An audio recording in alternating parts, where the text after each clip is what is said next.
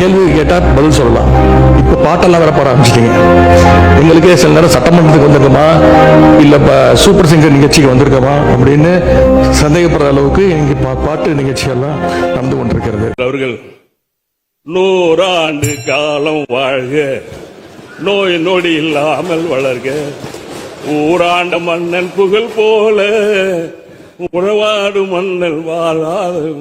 சபையில் நீ நடந்தால் உனக்கு மாலைகள் விழ வேண்டும், ஒரு மாசு குறையான மன்னவன் இவர் என்று போற்றி புகழ வேண்டும். எதிர்கட்சி தலைவர் அவர்கள் பேசுகிற போது சூப்பர் சிங்கர் ஆகிவிட்டது எனக்கு இந்த சட்டசபை என்று சொல்வது கொஞ்சம் நீங்கள், ஏன்னா கருத்துக்களை சொல்லுகிற போது பாட்டு பாட விரும்புகின்றவர்கள் அந்த கருத்தை ஒட்டி பாடுவதில் எந்த தவறு இருப்பதாக தெரியவில்லை. அது சூப்பர் சிங்கர் என்கிற அந்த வார்த்தை அவசியமா என்று. இன்னொன்று மாண்புமிகு முதலமைச்சருங்களேன் உட்காந்துக்கோங்க. மாண்புமிகு முதலமைச்சரை பற்றி நீங்கள் சொல்லுகிற போது ஜோசியக்காரரை கேட்டு செய்கிறேன் என்று கேட்கின்றீர்கள்.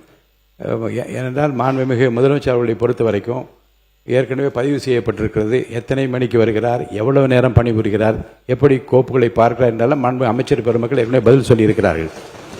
இதில் நீங்கள் யாரை அவர் கன்சல்ட் செய்கிறார் என்றால், யாரையும் கன்சல்ட் செய்யாமலே சுயமாகவே தன்னுடைய அறிவாற்றலால் முடிவெடுக்கிற திறமை அவருக்கு இருக்கிறது என்பதை 3 மாத காலத்தில் எல்லாரும் பார்த்து கொண்டிருக்கிறார்கள். இன்னொன்று, கோப்புகள் என்னிடம் தயாராக இருக்கிறது என்றால் அவருடைய ஆய்வில் இருக்கிறது என்று அர்த்தம். எந்த நேரத்தில் எந்த நடவடிக்கை எடுக்க வேண்டும் என்பதை பற்றி மாண்புமிகு முதலமைச்சர் in consultation with honourable ministers of the department